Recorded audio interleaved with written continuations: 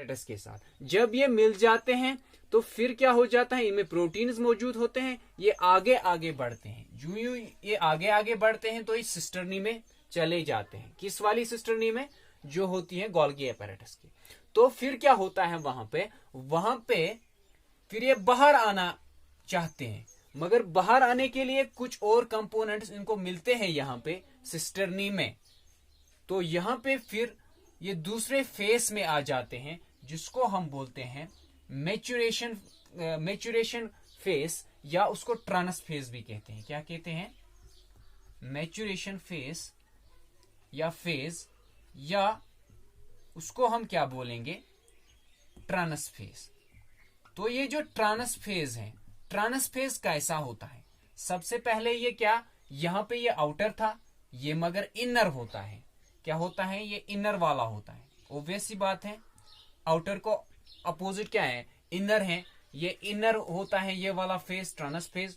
दूसरा जो है ये कनकेव होता है। अगर वो कन्वेक्स है, this is concave. Why it is concave? क्योंकि इसके यहां से उधर से इसको पकड़ने थे, कुछ चीजों को इनको यहां से पकड़ना था, तो ये कन्वेक्स था। इनके साथ अटैच तभी चीज हो सकता है, उस चीज के साथ अटैच जब उसका चेहरा बाहर की तरफ होगा। तभी कोई चीज किसी दूसरे चीज के साथ अट्रैक्ट होगी जब वो उसको लेना चाहेगा। तो इसीलिए इसका फेस क्या है? इसका इधर क्या फेस है? यहाँ पे ये कन्वेक्स है। और यहाँ पे जब कोई चीज हम छोड़ना चाहते हैं, बॉडी से भी कोई चीज अगर फ्लूइड को हमें सेल से बाहर छोड़ना है तो उसको श्रिंक होना पड़ता है। श्रिंक होने की वजह से तभी हम सेल के फ्लूइड को हम बाहर कर सकते हैं। इसी तरह यहाँ पे ये छोड़ना चाहता है। किस चीज को छोड़ना चाहता है? प्रोटीन्स को छोड़ना चाहता है, मैच्योर फॉर्म में छोड़ना चाहता है। तो यहाँ पे जो इसका जो फेज बनेगा वो क्या बनेगा? कनकेव बनेगा। क्या बनेगा? कनकेव फेज बनेगा। तो इसके बाद इनको यहाँ पे इनको हम गोल्गी वेसिकल्स भी के नाम से भी इसको जाना जाता है। किस नाम से? गोल्गी वेसिकल्स के नाम से भी इन वेसिकल्स को इनको हम गोल्गी वेसिकल्स बोलते हैं, या इनको हम ट्रांसपोर्ट वेसिकल्स भी बोल सकते हैं, या हम इनको सेक्रेटरी वेसिकल्स भी बोल सकते हैं। क्यों बोलेंगे ट्रांसपोर्ट वेसिकल्स या सेक्रेटरी वेसिकल्स? वो हम फंक्शन में डिस्कस करेंगे। फंक्शन में जब हम पहुंचेंगे, फंक्शन में जब डिस्कस करूंगा तब मैं बोलूंगा इसको सेक्रेटरी फेज क्यों, सेक्रेटरी वेसिकल क्यों कहते हैं, इसको हम क्यों ये ट्रांसपोर्ट वेसिकल कहते हैं। तो यहां से फिर जो है सबस्टेंसेस, जो ये प्रोटीन्स होती हैं, ये जड़ जाती हैं, ये पिंच ऑफ हो जाती हैं। ये ऑब्वियस सी बात है। जब हम बूढ़े हो जाते हैं, हमें क्या होता है, हमारे दांत जो हैं वो जड़ने शुरू होते हैं, पिंच ऑफ होते हैं फ्रॉम आवर माउथ। इसी तरह हमारे बाल सफेद हो जाते हैं। तो ये हमारी मैच्योरेशन क्या इंडिकेट करता है। इसी तरह जब गोल्गी एपेरेटस में ट्रांस फेज मैच्योर होता है, वो छोड़ता है इन्हीं प्रोटीन्स को जो मैच्योर होते हैं, जो फिर हम जो हमारे किसी काम आएंगे, यानी दूसरी ऑर्गेनेली के काम आएंगे, उनकी सिंथेसिस के काम आएंगे। जिस तरह आप देखते हो कि जो लाइजोसोम्स होते हैं वो एक्चुअली कहां से बनते हैं? इसी सिस्टर्नी से, इसी गोल्गी एपेरेटस से।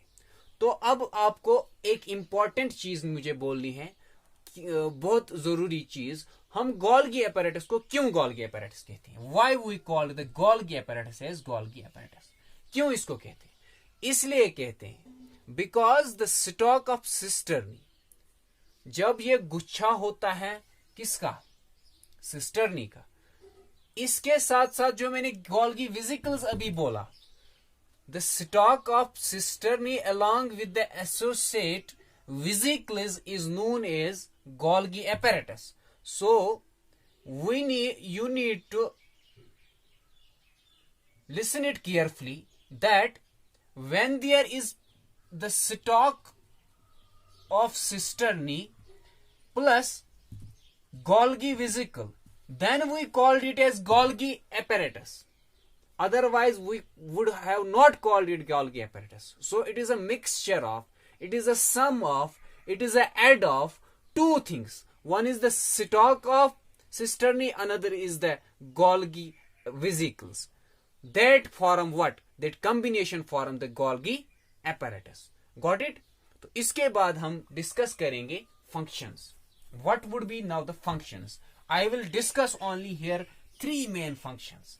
तीन मेन काम मैं यहां पे आपको बताऊंगा, जो आपको याद रखनी बेहद जरूरी है।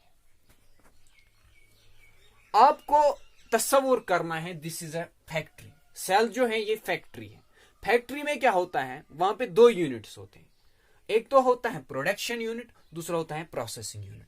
सो एंडोप्लाज्मिक रेटिकुलम प्रोडक्शन यूनिट होता है सेल का, और जो दिस इज प्रोसेसिंग यूनिट। जो गोल्गी apparatus होता है ये प्रोसेसिंग यूनिट का काम करता है।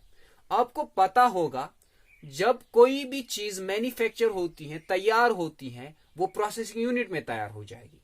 जब वो बन के फिर बाहर आ जाएगी, उसको कुछ एड अप करना होगा, तो वो प्रोडक्शन इसमें प्रोसेसिंग यूनिट में हो जाएगी, प्रोडक्शन यूनिट में वो बन जाएगी।